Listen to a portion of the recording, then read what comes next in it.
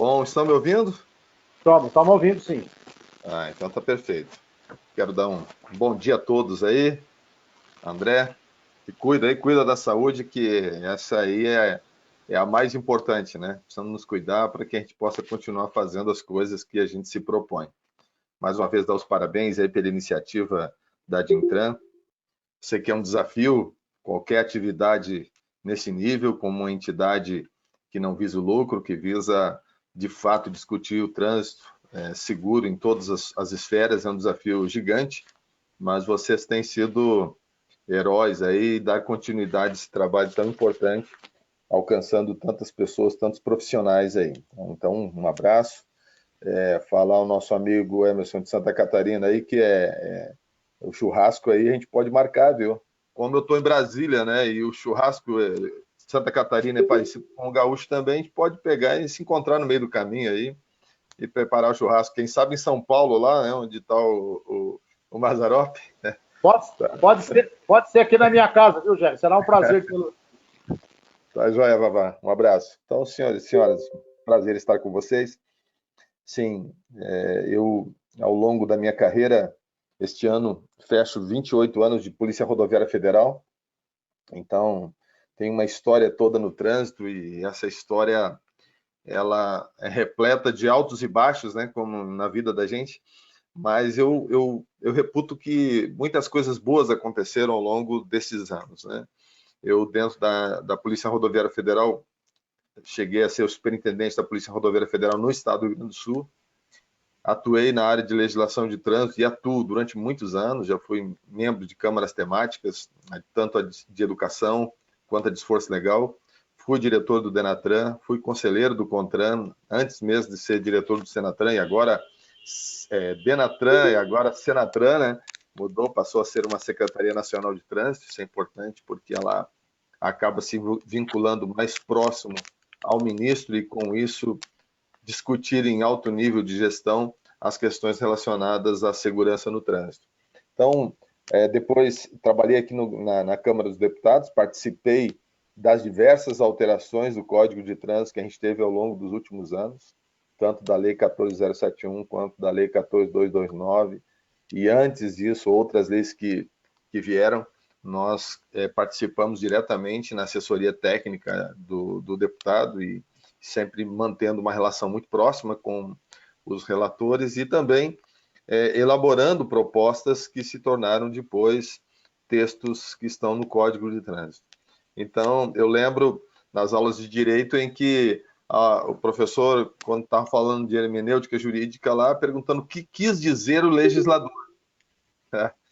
E eu descobri, trabalhando na elaboração de leis, que nem sempre o que você pensa e que você escreve é o que as pessoas vão entender ali na frente. E por mais que você que tenha escrito o texto, você tenha raciocinado, refletido, estudado para escrever aquele texto, diga que ele quer dizer aquilo que você pretendia quando escreveu, as pessoas, quando vão interpretar, acabam indo por caminhos que talvez você não tenha percebido ou não tenha notado antes de escrever, né? Então, é um grande desafio, é curioso quando a gente vai discutir textos agora da legislação e eu participei da elaboração deles, escrevi muitos deles e, de repente, eu vejo uma pessoa dando uma interpretação bem diferente daquilo que a gente pensou quando escreveu. Mas é assim que as coisas funcionam e é interessante isso, porque também nos ajuda a refletir para escrever textos melhores ou textos mais compreensíveis, textos mais abrangentes, considerando que nós temos um país aí com tanta complexidade, diversidade cultural, de conhecimento, como é o Brasil. Bom, vamos direto aí para o assunto, deixa eu ver se eu consigo colocar ele em formato de apresentação aqui, e aí a gente já consegue... É isso mesmo, Ava? 39? Nós estamos no 39º aqui. Exatamente. Caramba, vocês estão conseguindo enxergar aí a tela? Não, estamos sim, está tudo certo, ô Jerry. Ô Jerry, Então tá. Oi. eu ia falar para você, mas vou falar agora no meio. Parabéns, viu? Que Deus abençoe você aí. Um abraço para você, que você continue sendo essa pessoa que nos ajude muito aí, viu? Você é um parceiraço, é um irmão de fato. É, Tá bom? Ontem completamos, né, 52 aninhos de vida aí. Eu digo que mais da metade, Você está moço ainda. Eu tô com mais, meia. mais da metade dessa vida foi no trânsito. Então, eu lembro que quando eu comecei a participar das discussões mais nos bastidores da legislação, na elaboração, foi lá pelo ano 2003, 2004, até que em 2007 eu vim para Brasília e ali nós começamos a elaboração de um projeto de lei. Depois ele acabou não se transformando numa lei. Eu não lembro qual é o número do projeto, mas ele é de 2008. E a partir dali a gente deu continuidade ao trabalho. Serviu de base para muitas discussões que a gente viria a ter algum tempo depois.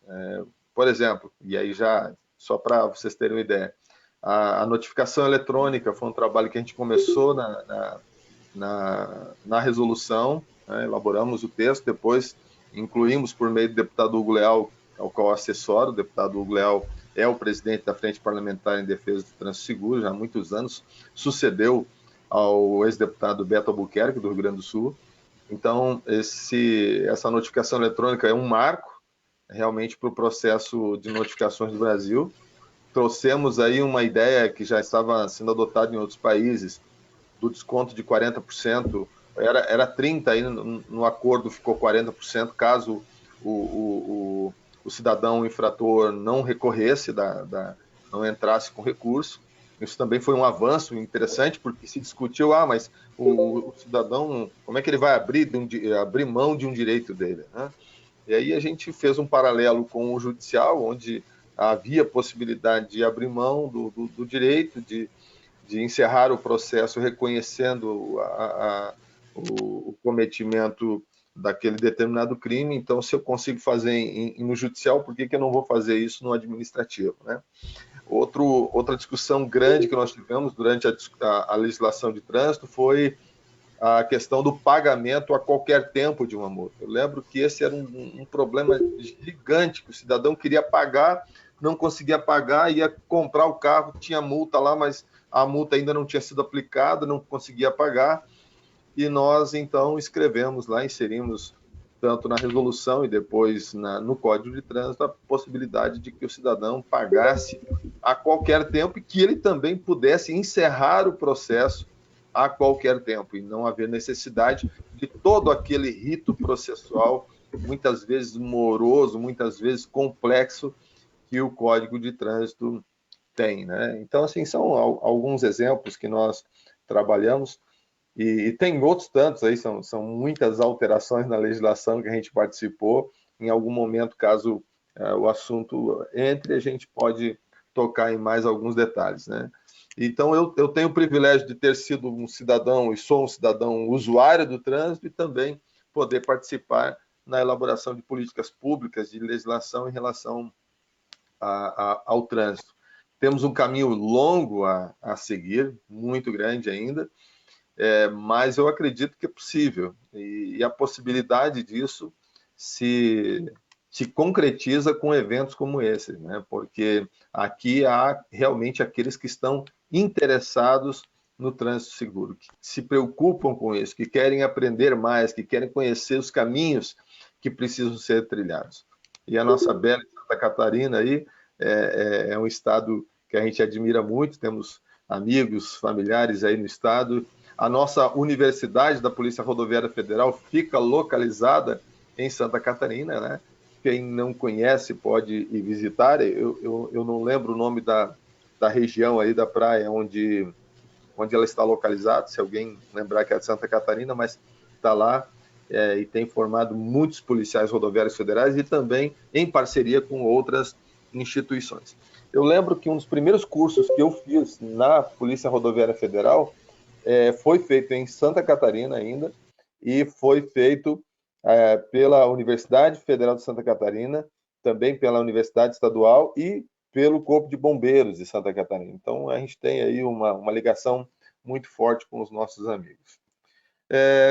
Já é o 39º Seminário de Mobilidade Urbana, Trânsito e Transporte, e eu toda vez que eu trabalho o assunto aqui, eu venho para discutir menos o juridiquês, a legislação, e mais o objetivo que ela tem, né? E principalmente no foco da responsabilidade do município em relação à segurança viária.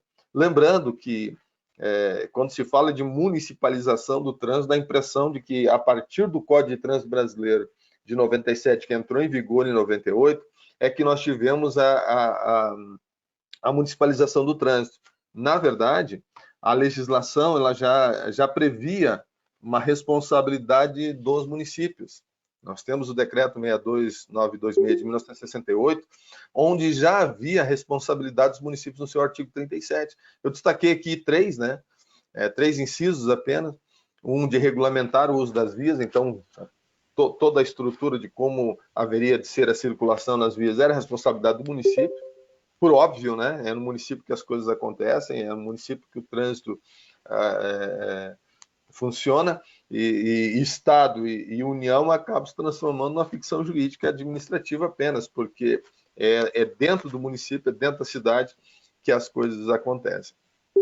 E havia também a responsabilidade e competência de licenciar veículos. Isso foi revogado em 86, essa competência passou a ser do Estado. O licenciamento dos veículos, veja que o emplacamento era no município, a CNH era emitida no município, então nós tínhamos aí uma gama de atividades que o município já praticava. E a implantação da sinalização nas vias também, por óbvio, é uma responsabilidade municipal. Então, veja que quando eu falo de municipalização do trânsito, na verdade eu não estou falando de algo novo. Não estou falando de algo novo, estou falando de algo que a legislação já previa.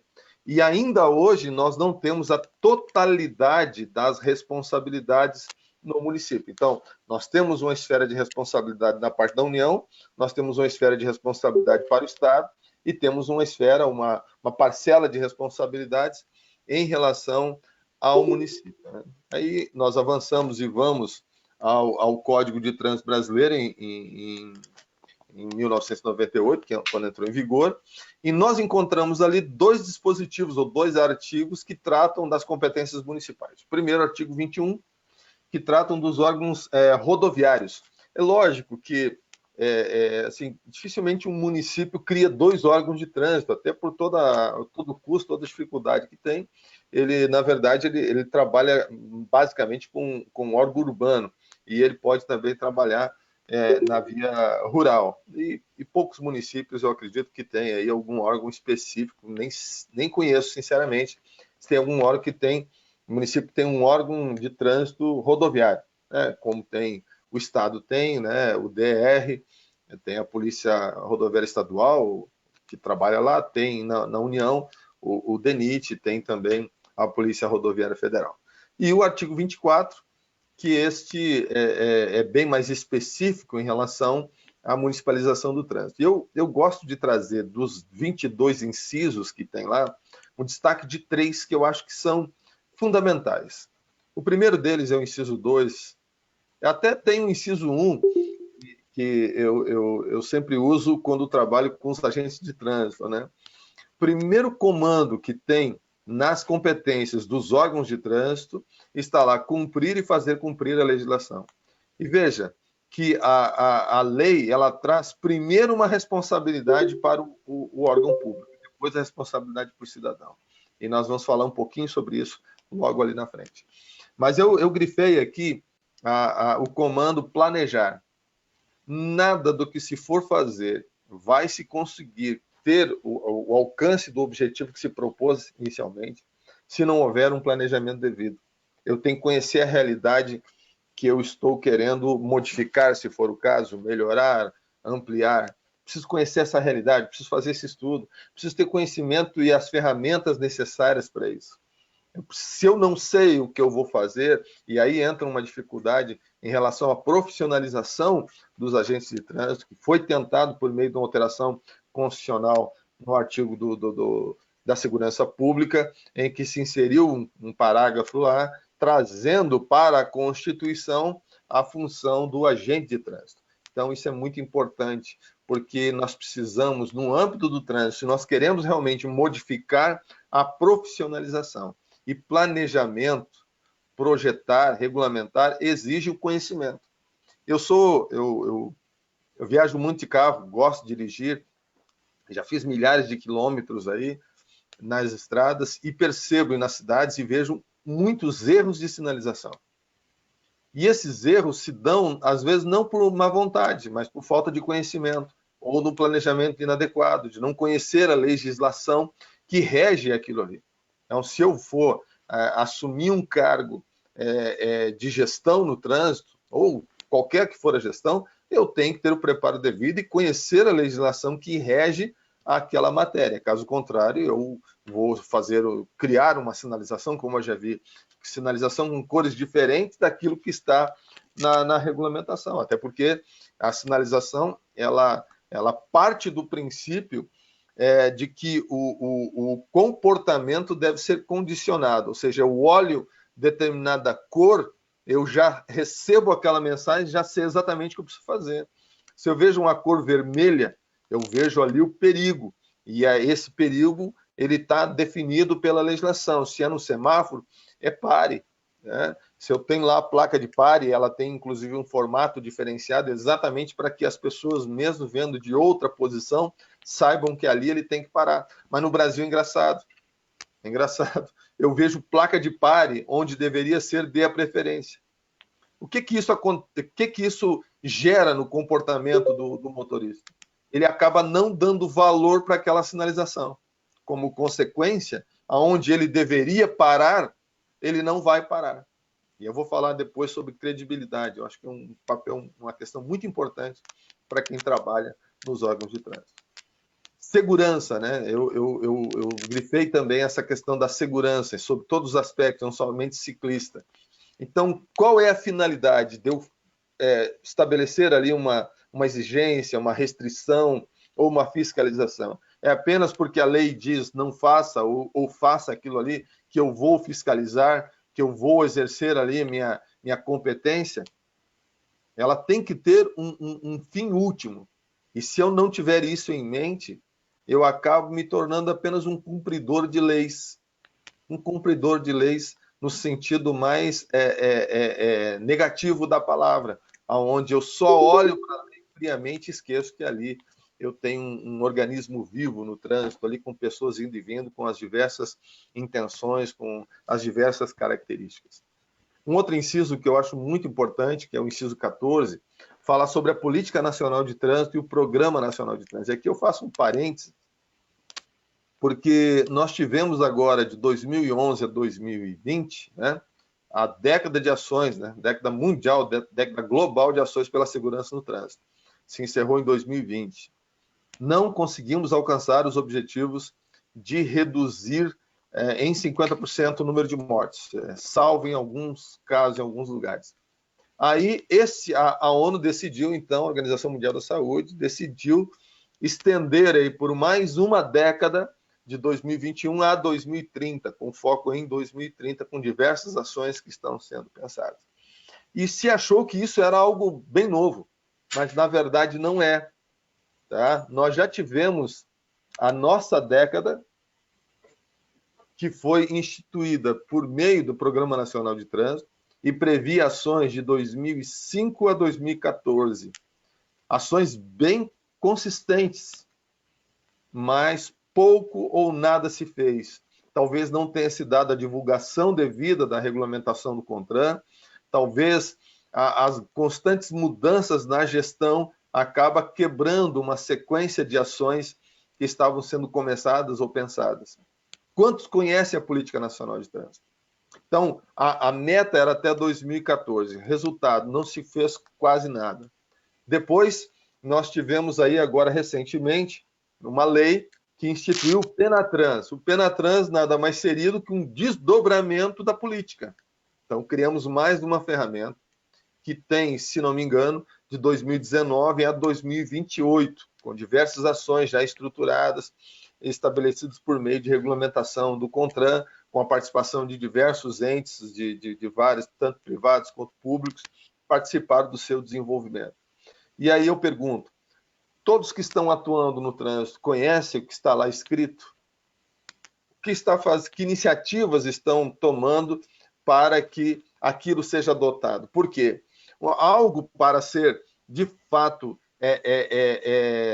internalizado nas pessoas, ela precisa ter uma continuidade dos assuntos, uma repetição dos assuntos, e que isso seja tratado tanto em nível municipal, estadual e federal. Então, se eu entro numa sala de estudo sobre legislação de trânsito, aquele instrutor, aquele coordenador, se eu vou lá numa palestra, o assunto deveria ser o mesmo como fundamento, ainda que o que está sendo tratado ali possa ser um pouco diferente, dependendo do tema que está se tratando. Mas os princípios que regem o objetivo que se quer alcançar estaria sempre sendo o mesmo, e não um falando de um jeito, outro falando de outro, ou às vezes, muitas vezes, falando contrariamente um ao outro.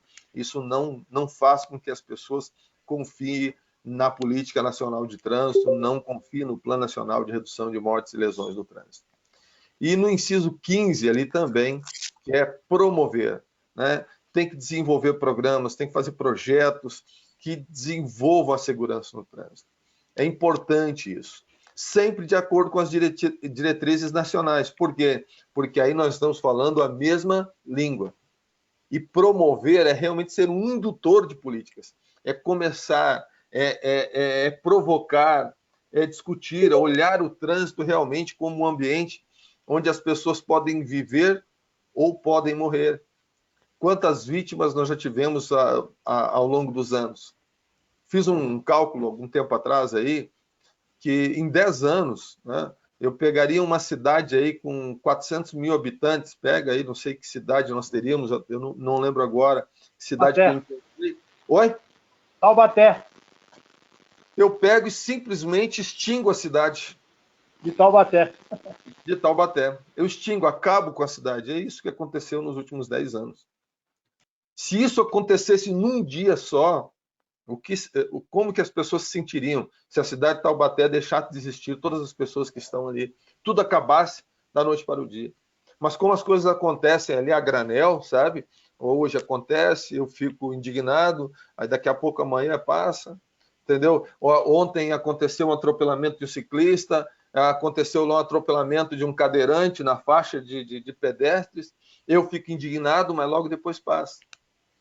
Que ações de promoção pela segurança eu estou tomando? E não é responsabilidade só do órgão de trânsito, é responsabilidade da empresa, das empresas, responsabilidade da imprensa, responsabilidade da educação, e nós vamos falar logo em seguida sobre isso.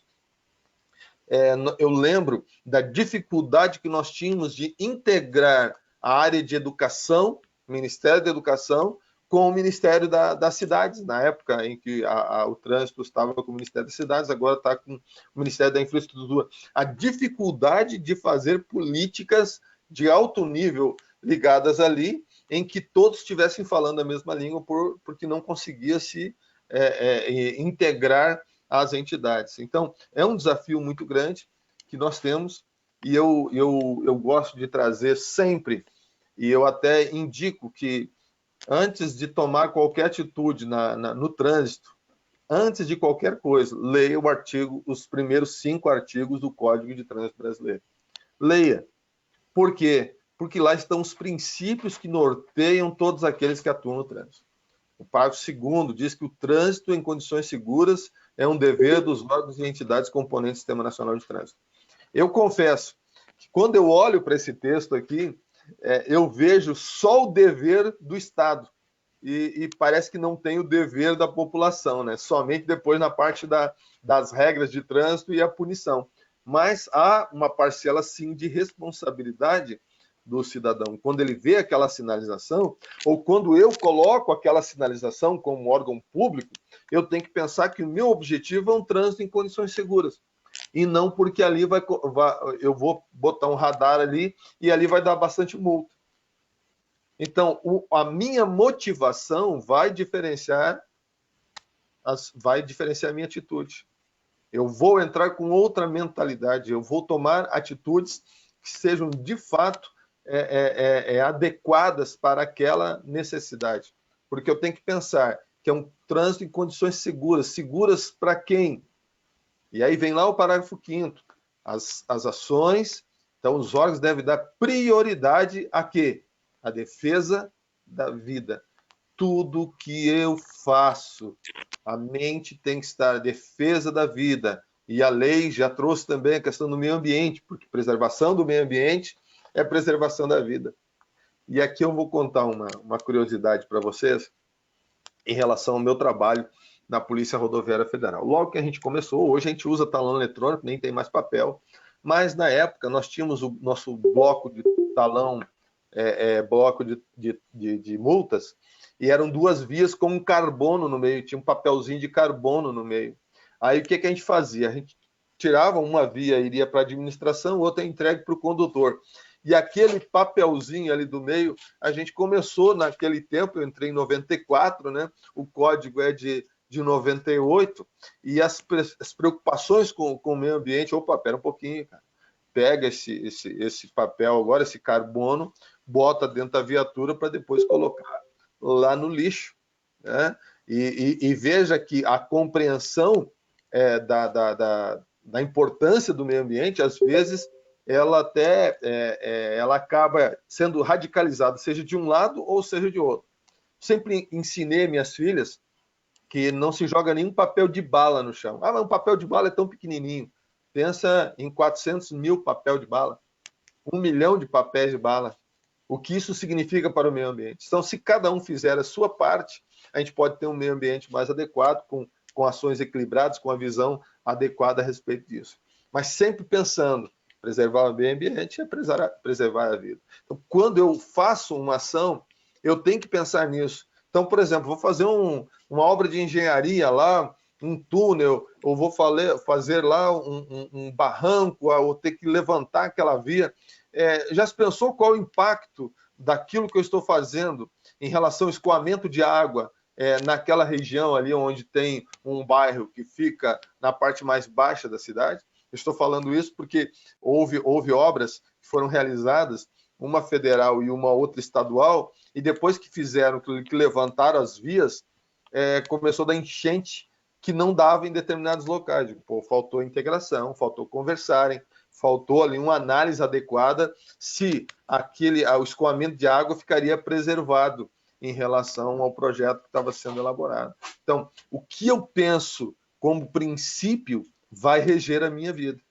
E a partir daí, a minha ação não será uma ação meramente legalista ou meramente contra a lei. Eu tenho que entender os porquês, porque isso vai modificar a minha forma de planejar, a minha forma de agir e de cobrar do cidadão. E veja que, embora o código tenha trazido ali a responsabilidade objetiva, muitos cidadãos acabam não buscando esse direito que é seu, né, de responsabilidade objetiva, por ação ou omissão. Então, é muito importante que o órgão público entenda que toda ação que ele fizer pode ter uma consequência, e se essa ação, omissão ou erro, né, causar um dano, ele pode ter essa responsabilização objetiva. Nós não vamos avançar nisso, mas apenas para ter em mente. Mas eu nem grifei, porque se eu penso num trânsito em condições seguras, se eu penso que minha ação em defesa da vida, é lógico que eu não vou me omitir, não vou agir com intenção para prejudicar o cidadão que eu me propus defender e preservar a vida. E aí entramos na questão da integração ao Sistema Nacional de Trânsito dos municípios. Eu aqui sempre faço uma provocação. Eu sou contrário, né? Não sou contrário à municipalização do trânsito ou à integração dos municípios ao Sistema Nacional de Trânsito. Por quê? Porque não existe isso. Por fundamento, todo município já deveria estar integrado. Por que ele tem que praticar um ato para se integrar? Para quê? E aí o desafio, a briga, né, está lá no parágrafo 2º do artigo 24 do CTB, inclusive com alteração já da Lei 14.071. O que diz lá? Para exercer as competências estabelecidas neste artigo. Ora, Se para exercer as competências o município precisa estar integrado, eu faço a pergunta: o município então não poderia sinalizar uma rua? Não poderia botar um semáforo? Não poderia colocar uma placa de pare? Não poderia colocar uma placa estabelecendo limite de velocidade? Ou poderia fazer isso de qualquer maneira? Porque ele não tem responsabilidade alguma com as competências que estão no artigo 24. Então, o meu desafio sempre foi, poxa, é para preservar a vida? O trânsito acontece ou não acontece no município, estando ele integrado ou não estando ele integrado? O trânsito acontece. Então, se o trânsito acontece, ele já está integrado. E aí, assim, tenho engenharia? Tem que ter engenharia. Tem a rua, tem a ponte, tem o viaduto, tem tudo. Tem a travessia de pedestre. Então, quando eu estabeleço que os municípios deverão se integrar, eu criei um comando que poderia ser totalmente desnecessário.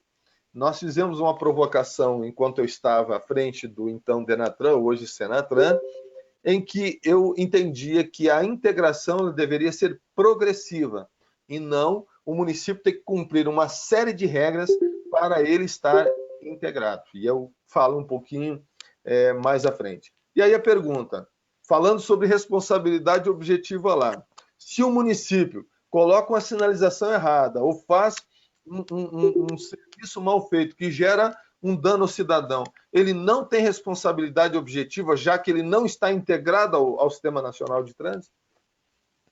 Então, me parece que o legislador teve uma boa intenção, né, de falar isso para que a integração fosse aos poucos, desconsiderou que já havia responsabilidade dos municípios, né? Não há necessidade, não haveria necessidade que a legislação trouxesse esse instituto da integração. Bastaria, sim, que o município se estruturasse da forma que ele entendesse necessário. Tanto é que até o CTB não havia competências de órgãos dos estados, municípios ou União. Havia competência da União, havia competência do Estado e havia competência do município. E cada um se estruturava da forma que melhor lhe conviesse. Entende o que eu quero dizer? Então, não falava lá que tinha um órgão executivo de trânsito, não. O Estado, se ele quisesse fazer um órgão só, ou o município um órgão só, ele poderia fazer. Né? Então, assim, há esse desafio e a gente ainda pretende provocar isso daqui a algum tempo na discussão da legislação, para que a gente decida se a gente vai continuar com essa ideia de integração ou se simplesmente nós vamos pegar o código do município, o município já está lá, ele tem a sua responsabilidade e não dizer que a responsabilidade dele só passa a existir se ele se integrar. Então, se ele não se integrou, não tem responsabilidade alguma. Eu não concordo com isso. Acredito que no âmbito do judiciário, o judiciário também não entenderia desta forma, porque as coisas acontecem normalmente lá. Mas fica esse jogo de palavras na legislação que, para mim, não é o mais adequado. E a inovação que a Lei 14.071 trouxe em relação à integração, e exatamente o problema gerado pela mudança na legislação, que deixou de ser o município para ser o órgão do município, previu, então, a integração tanto pelo órgão quanto diretamente por meio da prefeitura. Veja, que isso seria desnecessário, né? Eu ter que escrever se quem pode um mais, pode um menos, né? Então o prefeito comanda tudo, mas ele não poderia fazer uma integração ao Sistema Nacional de Trânsito diretamente porque ele precisa instituir um órgão executivo de trânsito no âmbito do município, sendo que na prática algumas dessas coisas já existem, como a engenharia de trânsito, de qualquer forma, ela vai ter que existir, porque as ruas estão ali, a menos que o município não tenha nenhuma rua, né? O que eu acho meio difícil. Bom, e aí vemos aqui algumas questões sobre a dificuldade que os municípios têm para se integrar ao Sistema Nacional de Trânsito. E estas são várias, né? Dificuldade política. Né? Ali estava, alguém comentou rapidamente, apagou ali, depois eu não consegui enxergar, sobre a cobrança dos gestores. Né? Veja, a gente tem uma dificuldade muito grande no ponto de vista político. Eu lembro que alguém comentou nesses diversos eventos que havia uma cidade, duas cidades ali irmãs, né, em que havia só uma avenida separando as duas. De um lado havia municipalização do trânsito, do outro não havia. De um lado havia fiscalização, sinalização adequada, do outro não havia. Imagina o cidadão, o motorista que está indo de um lado para outro. Ele faz o quê? Vive como, né? Então, e não conseguiu se integrar ali os dois, fazer uma parceria para conseguir administrar e gerir o trânsito. As questões orçamentárias que sempre estão presentes, né? O dinheiro não é suficiente para atender a todas as demandas. E aqui eu faço um parênteses em relação ao FUNSET, fui gestor do FUNSET enquanto Denatran, e veja, pessoal, não, mas o FUNSET está sendo usado para sua finalidade. Existe um problema aqui, apenas para título de esclarecimento. O Brasil, no Brasil existe o princípio do orçamento único, ou do orçamento bruto. Então, todo o dinheiro entra para um caixa único. Depois, por meio da LOA, né, da LDO e da LOA, é que vai se distribuir o uso desses recursos de acordo com o planejamento que foi colocado ali. Então, veja, eu não tenho um uso, tanto que, inclusive, o presidente queria acabar com os fundos, porque ele é previsto na lei, mas você tem uma outra lei superior, né, que é a tributária, a legislação tributária, que administra o uso dos recursos de forma diferente. Então, eu tenho lá o projeto, eu tenho as diretrizes, eu tenho a lei orçamentária e eu executo a lei orçamentária conforme definido naquela legislação tributária lá, e não somente obedecendo aquela lei ordinária, como no caso do FUNSET e outros fundos que existem aí. Então, pode ser que todo o recurso do FUNSET vá para o trânsito, até pode ser, mas não existe a relação direta disso por conta do princípio do orçamento único, por princípio do orçamento bruto. Rogério, Oi. deixa eu dar um adendo a isso que você está falando aí. Eu falo sempre o seguinte, eu fui assessor do prefeito aqui em Taubaté por quase 2 gestões e foi o braço direito do prefeito. Então eu trabalhei, militei muito. E geralmente o orçamento dos 5.570 municípios se gasta com 54, 56 com folha de pagamento, 25% com a área da educação, 15% com a saúde. E se você fizer essa conta aí, sobra 3, 4% para o município gerar os recursos que são necessários para fazer tudo que tem que fazer dentro do município. E aí o prefeito fica sempre naquela questão, fala assim, mas como é que eu vou implantar uma coisa que eu tenho que abrir recurso para colocar um departamento, pagar um agente de trânsito, fazer tudo que tem que fazer para poder municipalizar. Né? Então o prefeito sempre fica na retaguarda. Porque o que o prefeito precisa de recurso? Né? Você acabou de falar do FUNSET. O FUNSET venha diretamente direcionado a um caixa para que o município utilize isso para poder fazer o que faz aqui na frente da minha casa. Aqui na frente da minha casa, eu com 400 mil habitantes, com um orçamento de 1 bilhão, eu tenho uma placa aqui que eu não enxergo ela. Ela é pintada, está horrível. Então, quer dizer, esses recursos que tinha que estar sinalizado no que você acabou de falar aí, para direcionar para justamente o que precisam fazer. Que os nossos especialistas na parte da tarde vão falar de placas, refletâncias, vão falar de tintas, né? Dessas coisas que são necessárias para que o município tenha para poder fazer um trânsito seguro. Isso que você acaba de falar. Então, esse que eu falo do orçamento, os municípios estão todos engessados. Entendeu? Não é isso?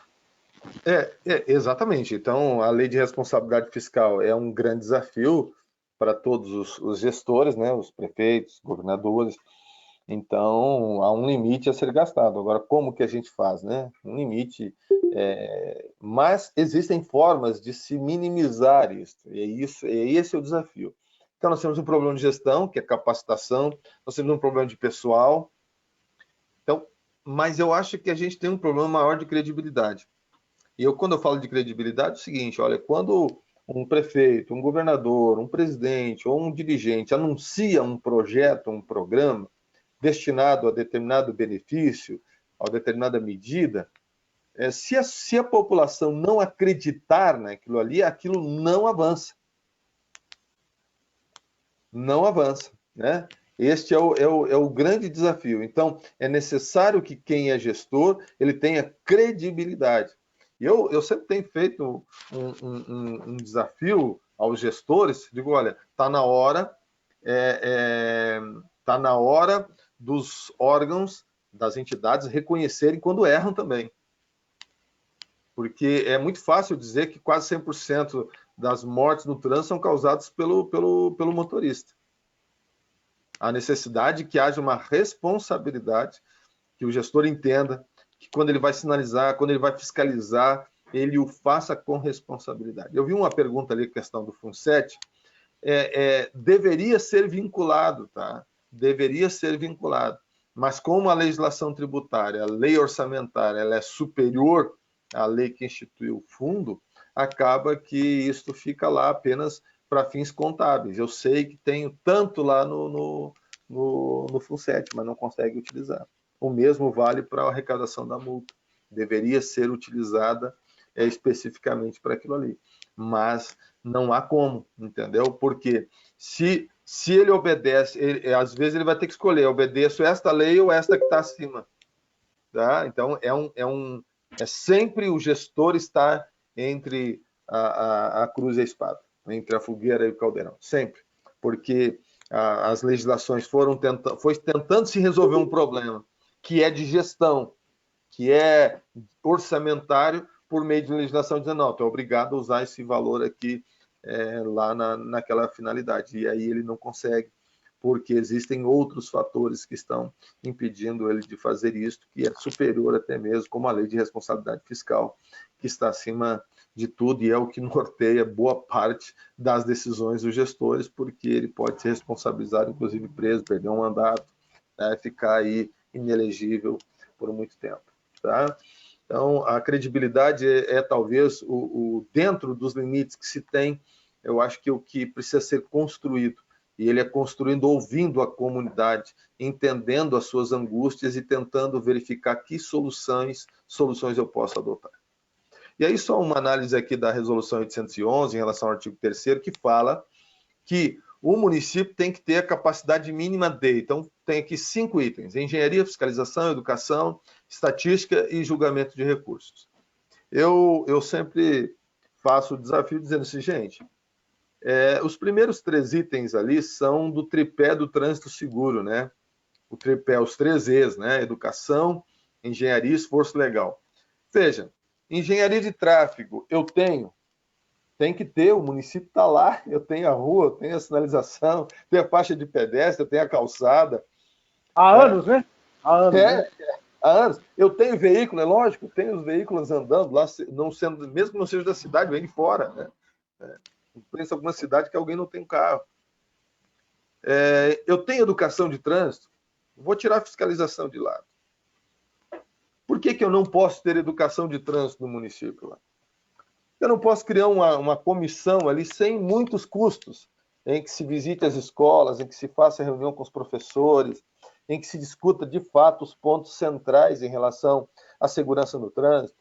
Como, por exemplo, vamos lá, escola. Poxa, eu posso lá fazer um trabalho de sinalização adequada da escola, do entorno da escola, controlar ali com uma travessia de pedestre elevada, onde vai funcionar como redutor de velocidade também com ambiente seguro para as crianças passarem, perguntar para a comunidade ali do entorno o que é que ela precisa, pega hospitais, verifica onde é que está acontecendo mais acidente, que tipo de pessoas estão se envolvendo mais em acidentes. Isto não precisa de muito envolvimento financeiro, não. Eu acredito que é possível fazer educação de trânsito e nós vamos encerrar falando e focando mais na educação, inclusive. Aliás, eu tenho aqui um outro desafio. Meu desafio é o seguinte: se eu não tenho engenharia, é um tripé, né? Para ficar em pé, eu tenho que dar com os 3 pés no chão. Se eu tenho engenharia, tenho educação, tá? Ou se eu não tenho engenharia, eu não tenho educação, eu não deveria ter fiscalização. O meu desafio é: engenharia normalmente tem, mas e essa engenharia precisa ser profissionalizada e obedecer à legislação de trânsito. Agora, se eu não tenho educação, eu não poderia ter fiscalização, meu. Meu tripé aqui não está funcionando. Ficou capenga, né? Ficou capenga. Por que eu vou fiscalizar se eu não educo? Eu cansei de... Mas eu nem sabia que isso era infração, seu guarda. Nem sabia que eu estava errado. Já vi placas de sinalização. Eu tenho um local aqui, e como eu falo demais, eu sou muito transparente naquilo que eu falo, mas alguma pessoa pode ficar chateada comigo. Mas eu já vi, por exemplo, placa de pare em todos os acessos à rotatória. Isso está errado. A rotatória ela tem um princípio de o trânsito não parar. Só para quando tem alguém dentro da rotatória, contornando a rotatória. Caso contrário, o trânsito tem que fluir. Se eu boto placa de pare em todos os acessos da rotatória, quem avança primeiro? E aí eu falei com o agente de trânsito do local, disse, não, eu multo todo mundo que não para ali. Eu digo, mas ninguém vai parar, cara. Porque a regra superior é a regra que diz que quem chega na rotatória deve dar preferência para quem está na rotatória. Eu tenho que sinalizar que é uma rotatória. O máximo que eu poderia fazer ali era uma placa de dê a preferência, ou se uma das vias que está acessando ali é uma via secundária e eu tenho uma via principal de maior tráfego, aí eu boto a placa de pare, mas só lá. E por outro motivo, e não por causa da rotatória. Mas a placa de pare em todos os acessos à rotatória. Então acabou a finalidade da rotatória. Eu posso tirar a rotatória. Basta estudar a legislação lá que trata da sinalização e vai verificar que aquela medida está inadequada. E as pessoas vão lá recorrer daquela multa que aquele agente aplicou por uma sinalização inadequada. Não tinha ninguém na rotatória e o cidadão não parou porque era uma rotatória. Ele viu aquela placa de pare, mas ignorou. Aí ele é multado. E aí pergunta, era legal a multa? Sim. Era justa? Se eu analiso todo o sistema de trânsito, não somente aquele artigo isolado, estava correta aquela autuação? Então, se eu não tenho educação, se eu não tenho engenharia adequada, eu não poderia ter fiscalização. Então, é muito importante que os municípios saibam, que os órgãos saibam que ele precisa focar na educação. E mais, se surgir uma nova lei que vai estabelecer uma nova obrigação, precisa ter sim um período em que os órgãos fazem uma orientação aos condutores e proprietários de veículos quanto ao que vai acontecer. E nosso desafio dado ao CETRANS na época falar da integração progressiva e não mais agora eu tenho que ter tudo isso para depois eu começar a me integrar, sendo que eu já posso ter as duas questões, 3 desses 5 eu posso ter ali. A engenharia eu já tenho, a educação eu deveria ter, a estatística também é possível ser feito, para depois fazer o 2 e o 5. Ah, mas eu preciso de dinheiro para fazer isso. Será? Será que as coisas não poderiam ser feitas de uma outra forma, em que a educação preponderasse em cima das demais? Né? E aqui apenas trazendo a questão da integração, né? Que a Constituição nos traz ali como foco o cidadão, a dignidade da pessoa humana, sob todos os aspectos, né? Um cidadão de direitos e de deveres, um Estado com deveres e direitos, aonde eu tenho ali o foco do Estado, União e municípios pensando em como tornar melhor a vida do cidadão. Esse talvez seja o grande desafio da visão do Estado. E eu não preciso um super Estado para fazer isso. Eu preciso deixar o cidadão viver a sua vida. E para isso eu preciso me integrar. Eu lembro, e eu tenho vários exemplos que poderia dizer, mas eu digo que teve um evento que eu estava aqui na Câmara ainda tentando organizar e tive uma grande dificuldade de organizar o evento porque determinada entidade não se comunicava com a outra entidade. Como é que eu faço a integração se as pessoas não estão querendo conversar? E integração, ele exige que eu tenha disponibilidade de ceder uma parte das minhas convicções. Desde, é lógico, não fira alguns padrões morais e éticos, né, que são essenciais à dignidade da pessoa humana. Mas, às vezes, eu tenho uma compreensão das coisas e eu não aceito se a União pensa desse jeito, o Estado pensa do outro, não tem integração. Se aquela entidade pensa de um jeito, esse outro pensa, não tem integração. Como não? Eu falo integração, eu penso na expressão negociação. Negociação pressupõe que ambos estão dispostos a ceder um pouco. Senão não há negociação. Né? Então, nós precisamos começar a pensar o que eu posso fazer para, de fato, integrar o sistema, integrar a sociedade, integrar as esferas federal, estadual, municipal, integrar a esfera privada e a pública. Às vezes dá a impressão que o público só quer ferrar com a iniciativa privada ou a iniciativa privada só quer ferrar com a ação pública. Não é assim que as coisas funcionam. Às vezes a gente parte do princípio de que as pessoas já estão agindo de má fé. O princípio da boa-fé, né, que deveria ser a base de toda a minha discussão, acaba indo para o ralo. Eu não posso partir do princípio que alguém já está querendo fazer algo errado. Eu tenho que partir do princípio que as pessoas que estão reunidas comigo, e é o princípio que me norteia a estar com vocês aqui, porque os que estão aqui, eu tenho a convicção que estão focados em buscar um trânsito mais seguro, com mais dignidade para as pessoas, e não ver familiares, amigos, crianças morrendo no trânsito por algo que era totalmente evitável. Totalmente evitável. Totalmente. Eu vou colocar uma placa de pare, eu vou colocar onde ela precisa. Eu vejo uma placa de pare, eu vou parar. Eu vejo uma infração, eu vou fiscalizar. Mas antes disso, alguém estabeleceu que aquela conduta não era correta. Eu fiz uma comparação com um grupo de dirigentes de órgãos executivos rodoviários, né? Os DRs. Eu fiz um desafio para eles naquele momento. Eu digo, imagina que você é motorista de táxi, está chovendo, caindo água, você tem que deixar essa pessoa no centro da cidade. Chega lá no centro da cidade, não tem um ponto onde você possa parar o táxi em frente naquele local que é o compromisso daquela pessoa. O que você faria como motorista? Não posso parar na rua, não posso parar em paralelo.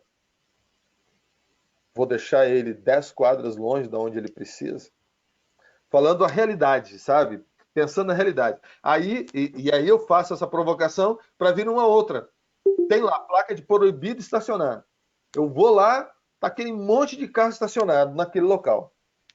Aí, de vez em quando, passa o agente de trânsito, vai lá, tira um monte de multas daqueles carros ali. Pergunta, resolveu o problema? Resolveu?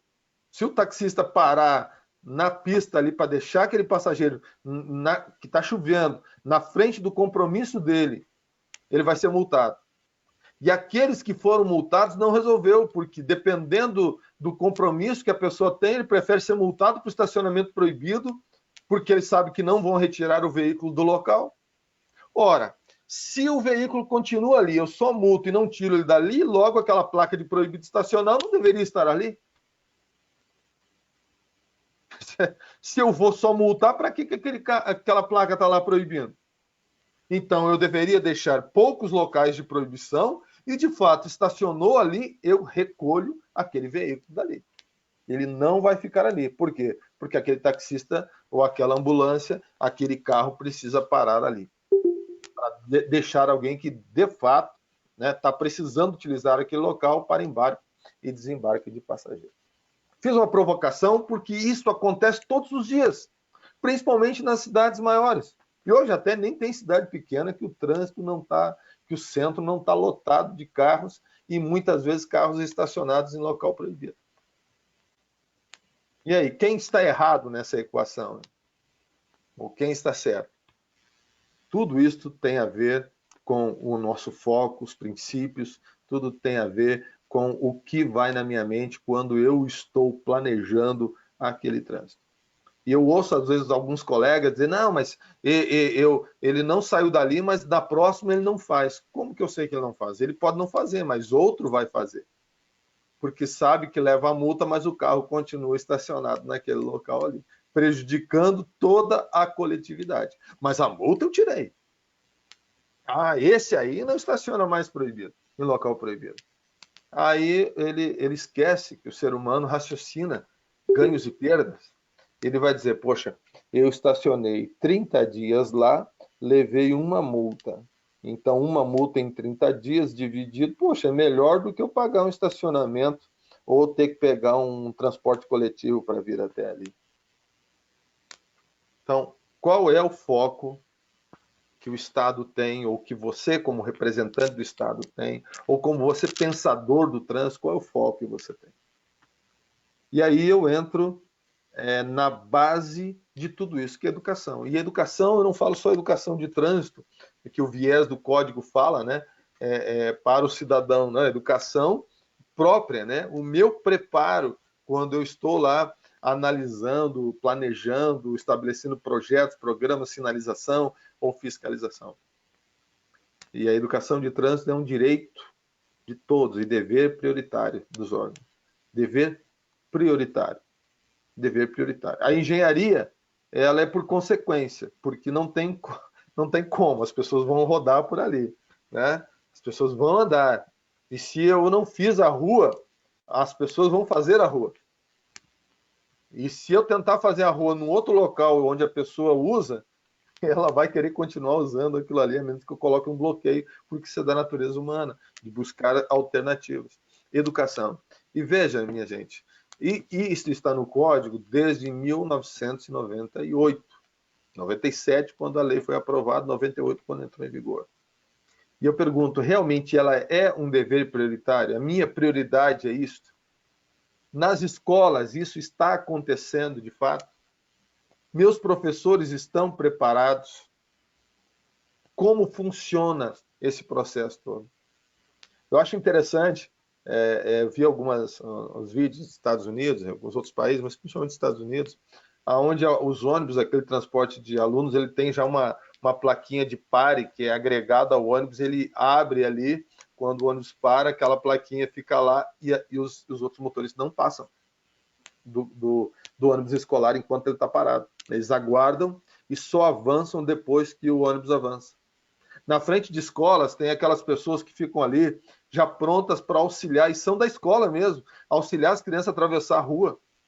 Veja, são questões práticas que a gente poderia adotar e não ficar engessado em tantos projetos que muitas vezes são mecanizados, são só matemáticos, e não pensando que, do outro lado, quem é o foco da política pública é um cidadão, com todas as suas complexidades e diferenças. Então, dever prioritário nas escolas, planejamento e ação coordenada. Se é coordenada, significa que nós deveremos estar integrados. Porque como a ação vai ser coordenada? Um está falando sobre um assunto, o outro está falando sobre o outro. Quer ver um outro aspecto que é problemático? Faixa de pedestre. Faixa de pedestre. No estado de Santa Catarina, a pergunta, eu não preciso responder, mas quantos municípios vocês conhecem de Santa Catarina que tem a prática ou tem o costume dos carros pararem na faixa de pedestre? Dá uma mão, duas mãos, é mais do que isso, e aí dá um ruidinho aí, mas acho que alguém deve estar com o som ligado. Vavá, acho que é você, Vavá, o seu som está ligado. Acho que é do Vavá. É. Jerry, no máximo aí, mas eu não é acho o que meu, uns não. 10. Não. Não é o meu, 10 não. aqui nós temos. Eu tirei, Uns 10? continuou chiado. Então não é mesmo. Então você não é o culpado. Então, uns 10 dá para contar, né? E quantos municípios são em Santa Catarina? Bastante, 295. Pois é, né? Então não deu 3%. O que eu conheço, né? Assim, ó. Sim, eu entendo. Sim, Eu entendo. mas creio até que possa ter mais, mas é pouco. É. E quem são as vítimas as pessoas mais frágeis do trânsito? Pedestre, criança, né? Ciclista, que o Bom, não ciclista sei ali se, também não, pode. não sei se o amigo acompanhou, Gé, nós tivemos, só para contribuir, nós tivemos aqui especificamente no município vizinho nosso aqui, Blumenau, onde foi noticiado, né, em todas os jornais, as mídias, não só no local, mas aqui a nível do estado, um atropelamento de pedestre na faixa, onde o pai estava procurando apartamento para a filha, que passou no vestibular, e ia estudar em Blumenau, e na hora da travessia ali da faixa de pedestre, acabou sendo atropelado e veio a óbito no local. A menina, ferimentos e o trauma, né? Nem se fala, né? E esta semana foi também uma travessia no entorno da faculdade, né? Ou seja, uma outra rua, mais próxima, também uma sucessão de erros também, né? Mas também uma ciclista, né? Atravessando a faixa montada na bicicleta, também acabou sendo aí uma colisão, não um atropelamento, mas uma colisão, né? Mas uma sucessão também de erros. Mas venha isso ao encontro, né, da tua fala, né, dessa necessidade do gestor, né, conhecer e desenvolver, né, aplicar todos os meios possíveis, né, para que o respeito ali, a sinalização seja clara, objetiva e também para que todos também possam contribuir, né, senão ficamos aí numa utopia. Né? Exato. Rogério, Oi. deixa eu aproveitar. Eu já falei isso no outro seminário que a gente participou no passado, e vou comentar isso com você. Tem uma cidade que meu irmão montou uma RC do White Martins, eu fui morar lá, depois que eu saí da administração pública, eu fui morar lá em Linhares, no Espírito Santo. Quando eu cheguei lá, meu irmão falou, ó, vem comigo aqui que eu vou mostrar para você o que você deve fazer aqui em Linhares. E saí com ele de carro no centro. Toda a faixa de pedestre, antes você para o carro, não tem sinal, não tem nada. E você dá a preferência ao pedestre. O pedestre passa primeiro, depois você segue adiante. Na outra esquina, a mesma coisa. Você para antes, porque lá se dotou essa situação. Então você não passa você não passa na faixa de pedestre, alguém botou a faixa no pedestre, você para. Mas isso é regra, entendeu? Então, quer dizer, eu como tive de fora, tive que chegar lá, meu irmão falou, venha ver como é que funciona. E funciona desse jeito, todo mundo para. E o pedestre, a preferência é do pedestre. Entendeu? Não, perfeito, mas veja que é uma coisa simples, que salva vidas, que protege vidas, e a gente tem um índice tão pequeno de municípios que trabalham isso. E isso dava para trabalhar. Brasília adotou um modelo diferente há muitos anos atrás, né, que é o sinal de vida aqui. Então, o pedestre, quando tem intenção de atravessar a rua, ele faz um sinal. Isso não está previsto na legislação de trânsito, tá? Mas eu acho interessante, porque em locais de grande movimentação, né, de pessoas, o sinal de vida acaba sendo importante, porque o motorista está ali, né, concorrendo com a sinalização, com o cachorro, com o pedestre, com tudo que está acontecendo ali. E quando a pessoa estende a mão, né, ele percebe que aquela pessoa realmente está com a intenção de atravessar a rua, mas isso não está na legislação. A legislação não prevê isso. E até quando isso se discutiu para se tornar um projeto de lei, as entidades de defesa das vítimas aí, ela foi veementemente contra essa ideia. Então, temos que pensar em alternativas. Agora, a gente não pode chegar, né, depois de 24 anos, 23 anos, né, 24 anos da legislação. Minhas filhas eram pequenininhas quando... Quase 25. Minhas filhas eram pequenininhas quando o novo código foi implementado, e a faixa de pedestre, a exigência já havia antes, e a gente chegar agora onde eu já tenho netos, né? Já estou com 3 netos, em véspera de 4, e a gente ainda tem que ver um índice tão pequeno. E às vezes eu vou em cidades, eu gosto de respeitar a faixa de pedestre, não somente pela exigência legal, mas eu acho legal, é uma coisa assim que você diz, poxa, eu estou protegendo aquele mais frágil, né? E tem lugares que eu não posso parar. E eu adotei até uma outra prática que às vezes é criticada, mas está sendo adotada por muitas pessoas.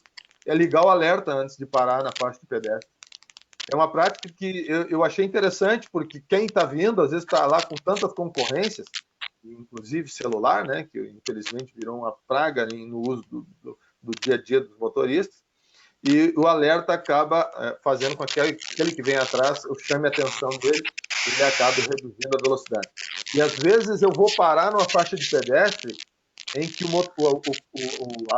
o pedestre vem pela minha esquerda, eu estou na esquerda, eu fico preocupado porque o que está vindo à minha direita, o motorista, pode não ter visto aquele pedestre e achar que eu estou parando por qualquer outro motivo. Então, faixa de pedestre tem que estar devidamente sinalizada, tem que fazer campanhas constantes, tem que fiscalizar e tem que fazer um trabalho nas escolas para que os alunos, né, possam ser os multiplicadores para os seus pais da importância da educação. Agora, eu não consigo implementar um programa de educação para o trânsito nas escolas. Se discute tanto o currículo escolar, às vezes temas que há uma contradição tão grande em relação à necessidade daqueles temas e algo que está no dia a dia da gente, que é o trânsito. Pessoas nascem no trânsito, morrem no trânsito, namoram no trânsito, trabalham no trânsito.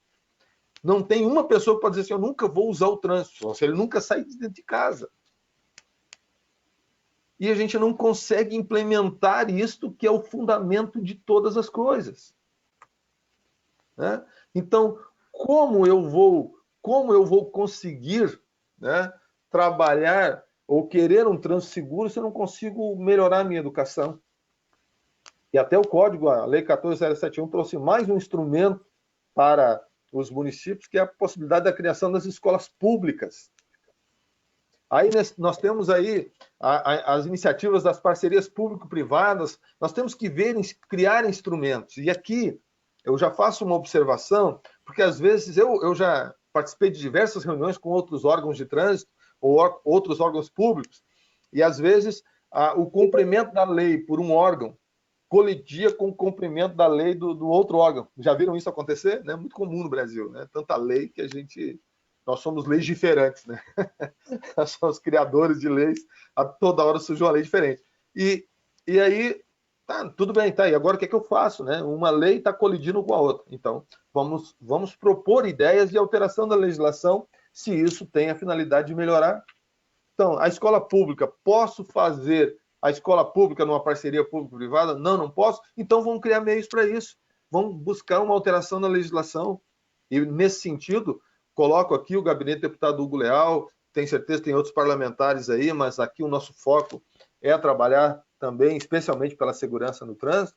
Vamos apresentar propostas, mandem sugestões, críticas para a gente está sempre aqui à disposição para ouvir as propostas e sugestões dos amigos aí. Não importa quem seja. Esses dias eu recebi um e-mail de um cidadão preocupado com a resolução que trata dos modelos de carteira de habilitação. Imediatamente falei com o deputado, preparamos um ofício, encaminhamos para a Senatran, solicitando a Senatran que revisasse aquilo ali, porque estava dando confusão, em vista da legislação brasileira. Então, mandamos. Então, isso aqui pode ser um projeto de lei útil para a sociedade. Então, vamos criar aquele projeto de lei. Tá? Então, aqui a gente está sempre atento, procurando soluções.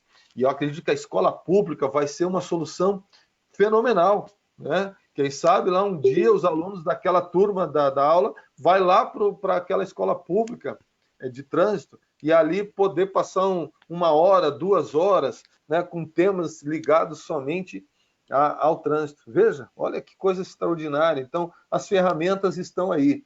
Nós precisamos ver exatamente o que nós queremos fazer em relação à segurança no trânsito. Né? E eu quero aqui a questão do convênio, né, diretamente pela Prefeitura Municipal. Já falamos sobre isso aí. Tá? Rogério, Oi. Deixa eu aproveitar e dar um adendo da educação, do trânsito, do artigo 76 aí, que você vem explanando com muita sabedoria. Eu sou muito crítico nesse aspecto, porque eu acho que é o seguinte, a gente só vai mudar esse país se a gente realmente fazer com que seja implementado nas escolas de ensino fundamental a educação de trânsito. Mas, eu falo assim, português, matemática, ciência, não sei o que, e trânsito. Segunda, terça, quarta, quinta e sexta-feira. Semana, mês, ano. Para quê? Começarmos agora, em 2023, que 2021 já foi, com 15 anos. Não, 2023, com 15, 18, 38. 2038. Eu talvez, Jerry, Talvez não, com certeza não estarei mais aqui. Né? Com 65, 70, 80, já estou aqui com a bengalinha.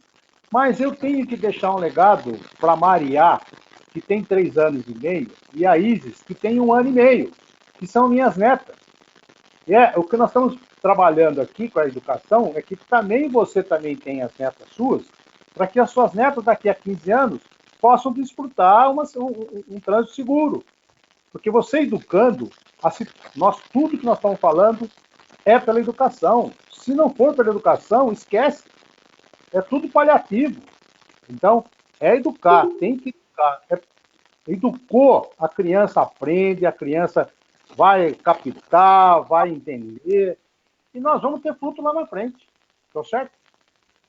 Sim, certamente. Eu estava tentando aqui achar, e aí, mas recomendo um livro que eu achei muito interessante, Por que Fazemos o que Fazemos, tá? do Cortella. Acho muito interessante porque ele trabalha sobre exatamente alguns pontos que a gente conversou aqui, né? Não sou muito de citar textos assim nas minhas palestras, né? Nas minhas conversas aqui, mas eu acho que esse livro ele é bem interessante porque ele exatamente leva o gestor, leva o profissional a se questionar, né? Por que ele se levanta todo dia, né? E vai lá praticar as atividades dele, tomar o café dele, sair para o trabalho, né? Conversar com a família, estudar, a motivação. O que te motiva a fazer o que você faz? E esta motivação pode determinar o seu sucesso ou o seu insucesso. E pode levar outras pessoas a andarem contigo ou não. O que te motiva? Acho que esse é o fundamento básico de toda a nossa conversa aqui. O que me motiva? Eu falava muito com meus colegas, quando dei aula também, de trânsito, os colegas, de fiscalização, eu dizia para eles, olha, quando vocês colocam o uniforme de vocês, vocês não se transformam em outros seres. Vocês continuam sendo as mesmas pessoas, apenas investidos pelo Estado com uma responsabilidade maior. Mas você não é outra pessoa. Então, se você bebe e dirige, que moral você vai ter para ir lá e pegar e multar alguém que bebe e dirige? Se você não respeita a faixa de pedestre, se você não respeita o semáforo, esse é o grande desafio. Ninguém é perfeito e as pessoas cometem seus erros. Mas quando você tem princípios, você certamente vai indo por um caminho de evolução, de melhoria. Quando você perde esses princípios que nós conversamos aqui em relação ao trânsito, e vale também para a vida, com certeza os resultados começam a ser os piores possíveis. E a gente, daqui a 15 anos, como disse o Vavá, talvez a gente volte a conversar sobre as mesmas coisas. E eu tenho 28 anos de carreira quase, e eu lembro que praticamente as mesmas coisas que conversamos hoje são as mesmas coisas que conversamos quando eu entrei na Polícia Rodoviária Federal no dia 11 de julho de 1994. Continuamos. E o deputado Hugo Leal, né, que é um amigo, mais do que eu não sou assessor dele só porque estou aqui, eu estou com ele porque ele é uma pessoa ligada ao trânsito, uma pessoa muito responsável e preocupada mesmo, e a gente se conheceu durante o período da discussão da Lei Seca, em que ele foi o relator da medida provisória 415, de 2007, depois se transformou na conhecida ou famosa Lei Seca, né, chamada pejorativamente de Lei Seca. Né? E eu achei que essa relação acabou em 2015, acabei indo para o gabinete dele. E ele disse, poxa, eu estou aqui pregando para convertidos. Né? Pregar para convertidos. Porque as pessoas que estão aqui, eu tenho certeza que todos têm o mesmo foco. Alguém colocou ali, porque às vezes a mensagem aparece rápido, então me perdoe se eu não mencionar o nome, sobre conexão DENIT. Gente, eu quando estava no Denatran, eu muito preocupado em tentar achar alguma coisa na área de educação para o trânsito que fosse útil. E eu gostei muito do programa Conexão DENIT. Irineia, né? Irineia, foi você que colocou ali sobre Conexão DENIT, né? Achei muito interessante, Irineia, porque Eu conversei com o pessoal do DENIT, da universidade, acho que era do Paraná, me corrija aí se eu estiver errado, que auxiliou no desenvolvimento do projeto, Santa Catarina, perdão. E essa discussão a respeito do Conexão DENIT, a gente até apresentou algumas propostas, digo, olha, como que vocês vão mensurar o resultado do que vocês estão fazendo, que talvez fosse o grande desafio. E eu até disse, olha, quando eu faço a mensuração apenas pela quantidade de pessoas alcançadas, eu estou apenas distribuindo, eu não estou tendo retorno. Então, meu desafio para o pessoal que foi lá na reunião comigo, né, acho que em 2019, foi o seguinte, vamos ver aqui, vamos pensar numa escola num determinado bairro, tá? E aí, eu acho que isso tem tudo a ver com o que a gente está conversando. Irene Hill, sim. Eu disse o seguinte, olha, vamos lá, qual é o problema que aquela escola tem? De acidentes, de sinalização naquela volta, de problemas naquele município. Então, eu fiz um programa de educação para o trânsito envolvendo aquela escola, tá? Eu conheci o sistema, achei, olha, gostei muito mesmo. Estou falando, não é porque você falou aí, tá? Mas achei um dos melhores que eu vi, tá? E eu disse, olha, então, vamos colocar como mensuração, olha, melhorou a sinalização do entorno, tá? Faz uma pesquisa depois, os pais daqueles alunos, os alunos começam a ver nos seus pais mais responsabilidade em relação à faixa de pedestre, em relação à velocidade. Qual é o resultado que eu tenho, mais do que quem eu alcancei, se aquele que eu alcancei fez diferença na vida daquele aluno. Eu lembro que quando eu estava fazendo a faculdade na área de gestão pública, eu fiz direito, perdão. Eu fui fazer uma pesquisa numa escola e o meu questionamento era em cima do programa aquele da Polícia Militar de combate às drogas, ProERD, se não me engano é esse. E eu queria saber o seguinte, qual o nível de conhecimento que aquelas crianças daquela escola tinham a respeito do ProERD, quem tinha participado e o que tinha acontecido com eles em relação ao uso de drogas, a visão sobre as drogas. E foi muito interessante, porque aqueles que tiveram um programa bem desenvolvido e participaram, eles tinham menos inclinação de se envolver com o uso de drogas. Eu trabalhei com apenas uma escola, mas eu gostaria de ter trabalhado mais, né? E isso me motivou a apresentar essa proposta para o pessoal do DENIT, que trabalhasse não somente a quantidade, mas trabalhasse a qualidade. Isso, ProERD, perfeito. Programa Educacional de Resistência às Drogas e Violência. Acho extraordinário, um dos grandes projetos aí das polícias militares no Brasil. E que buscasse, então, qual o resultado alcançado. Melhorou aquela sinalização, a travessia do pedestre, o comportamento dos pais ao deixar os seus alunos, os seus filhos na escola. Então, toda essa estrutura que eu tivesse, então, uma forma de mensurar. E mensurar educação é mudança de comportamento. Houve a mudança de comportamento, sim ou não? Então, fazendo um acompanhamento, um monitoramento de resultados ao longo do tempo, ficaria bem mais fácil do que simplesmente eu dizer, não, esse ano eu alcancei 1.000 alunos, dei palestras para 200 mil pessoas, sei lá, mas eu precisava ver, isso transformou numa mudança da integração do município, da sinalização da via, da gestão. Então, o que resultou aquele projeto? Gosto muito dos projetos da Polícia Rodoviária Federal, né? Aí vou falar da minha casa, que tem excelentes projetos também, que envolvem professores, e eu participei de um dos projetos, ajudei a instituir no Estado enquanto era superintendente lá, e quando a gente colocou os professores numa sala para conversar com eles, eu achei empolgante a dedicação que eles estavam tendo ali, a empolgação de participar daquele projeto FETRAN da Polícia Rodoviária Federal, onde fica lá um período todo em que há mudança de sinalização, os professores e alunos desenvolvem projetos, não sei se você já ouviu falar, né, mas é muito legal mesmo o FETRAN. E aí eu vou terminar aqui, em 5 minutos, contando a minha experiência de vida como professor. E o quanto que eu acho que a educação, ser professor, não é somente quem faz lá a pedagogia, né, o pedagogo, mas aquele que se propõe a se capacitar e transmitir aquilo que ele aprendeu e ajudar na mudança de comportamento, de visão de vida das outras pessoas.